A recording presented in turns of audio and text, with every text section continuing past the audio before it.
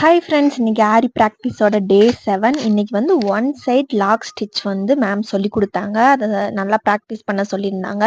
வீடியோஸில் பார்த்தாலே தெரியும். நான் ஃபர்ஸ்ட்லேருந்து அந்த சில்க் த்ரெட்டில் போட்டிருக்கிற எல்லாமே ஒன் சைட் லாக் ஸ்டிச் தான். ஜரி த்ரெட்டில் ஸ்டிச்சஸ் போடுறதுக்கும் சில்க் த்ரெட்டில் ஸ்டிச்சஸ் போடுறதுக்கும் ரொம்ப வித்தியாசம் இருக்குது. சில்க் த்ரெட்டில் வந்து 2-3 ஸ்டிச்சஸ்க்கு மேலே வந்து நூல் கட் ஆகிட்டே இருக்குது. நமக்கு எனக்கும் ஃபர்ஸ்ட்டு சில்க் த்ரெட்டில் இந்த மாதிரி ஸ்டிச்சஸ் போடும்போது வரவே இல்லை. 2-3 ஸ்டிச்சஸை தாண்டி அடுத்த ஸ்டிச் வரவே இல்லை. நூல் வந்து கட் ஆகிட்டே இருந்துச்சு.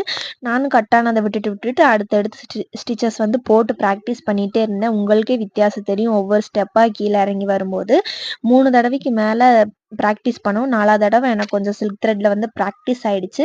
ஸ்டிச்சஸ் எல்லாமே நேராக வந்துருந்துச்சு. ரொம்ப கேப்பாக இருந்துச்சு. ஆனால் அதையும் நான் அப்படியே ப்ராக்டிஸ் பண்ணிகிட்டே இருந்தேன். மேம் வந்து நல்லா நெருக்கலாக போடணும் அப்படின்னு சொல்லியிருந்தாங்க. அதே மாதிரி சூப்பராக கம்ப்ளீட் பண்ணியாச்சு. அடுத்த என்ன ஸ்டிச்சஸ்னால் அடுத்த வீடியோஸில் பார்க்கலாம்.